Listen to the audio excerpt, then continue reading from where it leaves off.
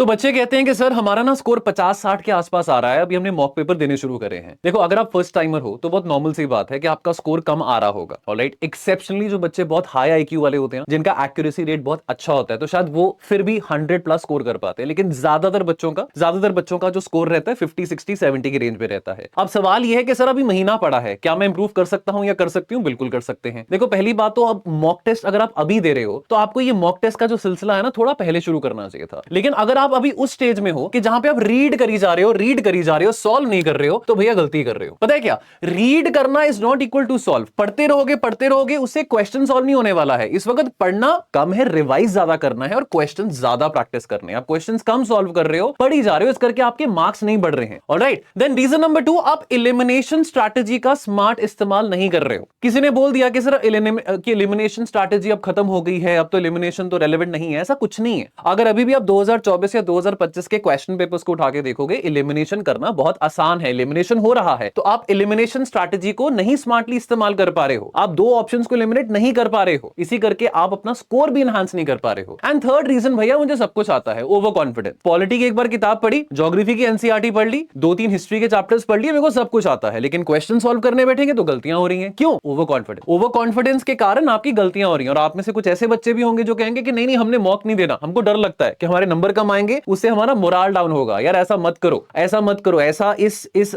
लफड़े में मत पड़ो। अंडरस्टैंड वन थिंग, आपको मॉक्स देने हैं, चाहे स्कोर कम आ रहा है ज्यादा आ रहा है, मॉक्स देने हैं। You have to expose your fear. Understand one thing, UPSC is not equal to knowledge. Why am I saying आपको अपना फेयर एक्सपोज करना है मॉक टेस्ट का? बिकॉज यहां पे आपकी डिसीजन मेकिंग टेस्ट हो रही है कि आप कितना क्विकली और स्पॉन्टेनियसली एक फैसले पे आ पा रहे हो। At the end of the day 100 के 100 क्वेश्चंस आपके सही नहीं होंगे, फाइन। 200 मार्क्स की कट ऑफ भी नहीं जाने वाली है और ये मार्क्स कहीं ऐड भी नहीं होने हैं, बट एटलीस्ट हमको क्वालिफाई करना है ये पेपर, और उसके लिए हमको अपनी डिसीजन मेकिंग स्ट्रांग करनी है। ऑलराइट, कोई टॉपर रहा हो, कोई बड़े से बड़ा टॉपर रहा हो, उसके भी मॉक टेस्ट में कम नंबर जरूर आए होंगे। ऐसी कोई बात नहीं है कि उसके हमेशा बहुत अच्छे नंबर आए होंगे। But understand one thing, topper क्या करते हैं, वो पेपर को एनालाइज करते हैं, नोट्स बनाते हैं कि गलतियां कहां पे हुई हैं। एक आपने क्वेश्चन पेपर सॉल्व किया 100 क्वेश्चन का, उसमें आपको 1.5 घंटा 2 घंटा लगा सॉल्व करने में, लेकिन उसके बाद आप क्या कर रहे हो, रिवाइज कर रहे हो। 3 से 4 घंटे लगाने होते हैं आपको अच्छी तरह से एनालाइज करने में कि गलतियां कहां पे हुई हैं, नोट्स बनाने होते हैं accordingly. So please try to attempt smart, elimination strategy को स्मार्टली इस्तेमाल करो और अपनी गलतियों को नोट करो। बहुत इंपॉर्टेंट है, नहीं करोगे तो बार बार गलतियां होती रहेंगी। संडे 26 अप्रैल को स्लीपी क्लासेस एक फ्री ऑफ कॉस्ट एक ओपन मॉक टेस्ट कंडक्ट करवा रहा है। ऑनलाइन है, वेबसाइट पे जाओ, रजिस्टर करो और ट्राई करो कि आपका मैक्सिमम स्कोर आ सके इस मॉक टेस्ट में। All the very best.